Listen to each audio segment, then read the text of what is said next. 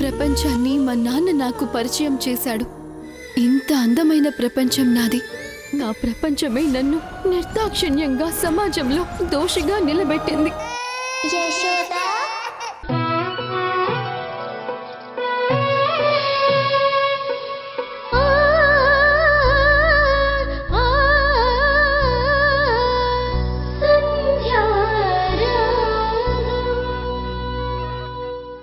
Sandhya, my dear సంధ్య,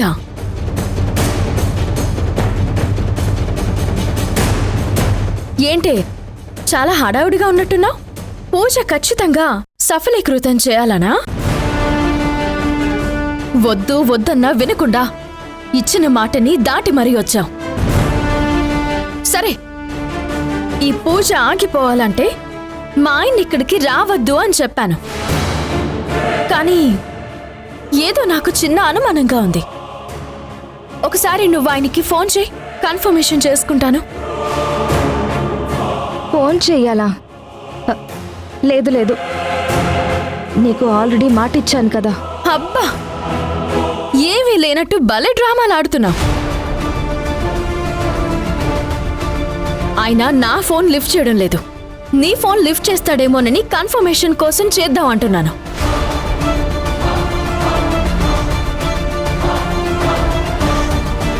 ఏంటి ఆలోచిస్తున్నావు? Phone చేయి. ఎంతైనా ప్రియుడు ప్రియురాలు కదా మీరిద్దరూ.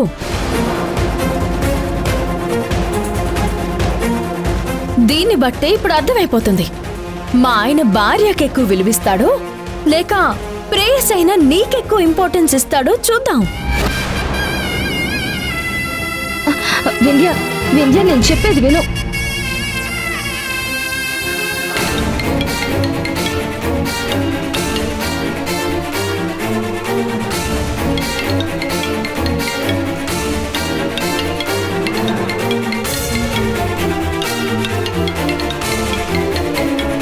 ఇదేంటి, సంధ్య గారు ఫోన్ చేస్తున్నారు?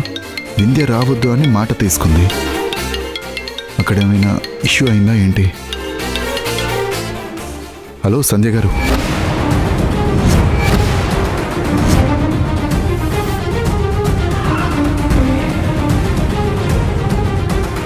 అబ్బబ్బబ్బా, సంధ్య ఫోన్ అనగానే ప్రాణం లేచొచ్చినట్టుంది కదా. ఎంతైనా ప్రియురాలు ఫోన్ చేస్తే ఆ ఉత్సాహమే వేరు, ఆ కిక్కే వేరు కదా. ఏంటి సంధ్య, వింధ్య సిస్టర్ ఏదో ఫ్లోలో అంటుంది అనుకున్నాను. కానీ నిజంగానే తను కాల్ చేస్తే తీయకుండా నీ ఫోన్తో చేస్తే తీసాడేంటి? నువ్వంటే ఎంత ఇష్టమో రాజేష్ బావకి. ఇంకొక్క మాట మాట్లాడితే చెంప పగలు కొడతాను. అయ్యో, నేను లేని మాట ఏం చెప్పలేదే, ఉన్నదేగా మాట్లాడాను. సరే, ఇప్పుడు మీరెక్కడున్నారు? ఇంట్లోనే ఉన్నారా? ఇంకెక్కడికి వెళ్తాను, ఇంట్లోనే ఉన్నాను. అక్కడే ఇంట్లోనే ఉండండి. గుడికి మీరు రావద్దు. అది కన్ఫర్మ్ చేసుకోవడానికి నేను ఫోన్ చేశాను.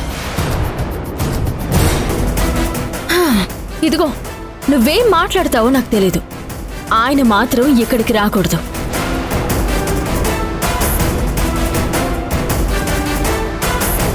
ఓ, మీకు ప్రైవసీ కావాలి కదా? సరే, మీరు మాట్లాడుకోండి. పద మౌనిక. వింధ్య,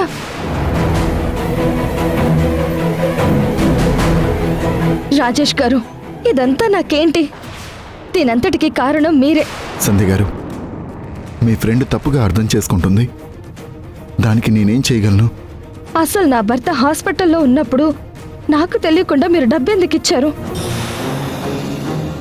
ఇంట్లో అవసరాలకి మేము సతమతమవుతూ ఉంటే సేటు ద్వారా డబ్బులు ఎందుకు ఇప్పించారు? ముందా విషయం చెప్పండి. సంధ్య గారు, అది మీరు ఇబ్బందుల్లో ఉన్నారని.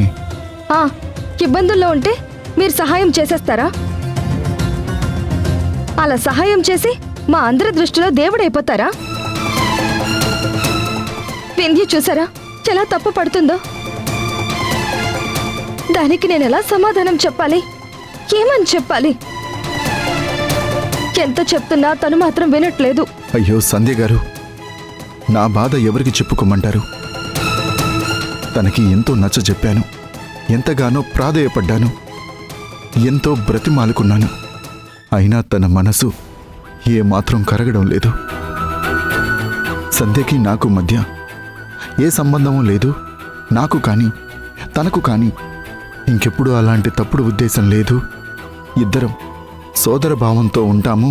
నేను చెప్పేది నిజం, నన్ను నమ్ము అని కళ్ళు తెరిచి వాస్తవం చూడు అని చెప్తే తను వినట్లేదు, అస్సలు ఒప్పుకోవట్లేదు. మీ ఫ్రెండ్ నన్ను టార్చర్ పెడుతుంది.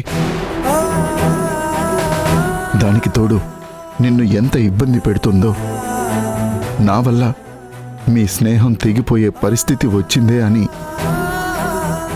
నేను చాలా బాధపడుతున్నాను. మగాడు మీ పరిస్థితే అలా ఉంటే ఆడపిల్లని ఇక నా పరిస్థితి ఎలా ఉంటుందో అర్థం చేసుకోండి. ఒక్కసారి వింధ్య అనే మాటలకి చచ్చిపోవాలనిపిస్తుంది. అయ్యో సంధ్య గారు, ప్రాణ స్నేహితురాలే అలా తప్పుగా నిందలు వేస్తూ ఉంటే ఎలా భరించమంటారు? నాకు క్షణ క్షణం నరకంగా ఉంటుంది. కానీ నాకు నా భర్త ఉన్నారు, ఒక కుటుంబం ఉంది. వాళ్ళందరూ నాపైనే ఆధారపడి నమ్మకంతో ఉన్నారు. ఈ ఒకే ఒక్క కారణంతో నేను ఏ నిర్ణయమో తీసుకోకుండా నన్ను ఆపుతుంది. అసలు ఈ పూజ జరగడం వింధ్యకి ఇష్టం లేదు. మీరు ఎట్టి పరిస్థితుల్లోనూ ఇక్కడికి రావద్దు. అలా వస్తే తన అనుమానాన్ని, నిందల్ని నిజం చేసిన వాళ్ళం అవుతాం. దయచేసి మీరు రావద్దు. ఖచ్చితంగా రాను సంధ్య గారు. ఆ పూజ జరగదు. మీరు ధైర్యంగా ఉండండి, సరేనా?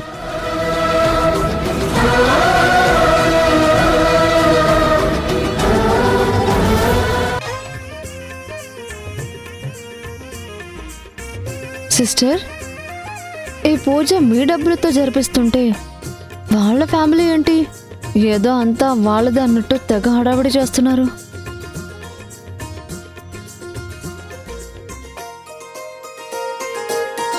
పాపం, తన భార్య నీ భర్తతో కలిసి కూర్చోవడానికి, వాళ్ళిద్దరూ కలుసుకోవడానికి ఇలా హోమం సెట్ చేశారని ఆ మనిషికి తెలియదేమో. తెలిస్తే గుండాగిపోయి చస్తాడేమో.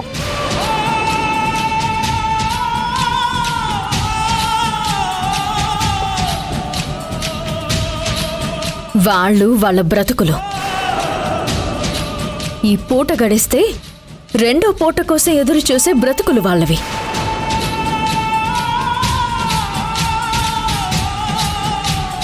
అలాంటి వాళ్ళకి ఇలాంటివి తెలిసినా పెద్ద లెక్కే ఉండదు.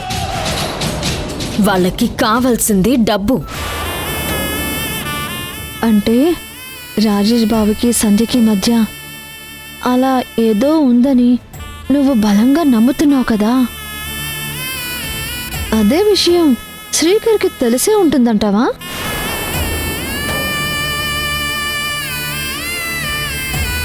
అది తెలిసే భర్త ఇలా రాయబారం చేస్తూ పరాయి మగాడి దగ్గరికి తన భార్యని పంపిస్తున్నాడంటావా?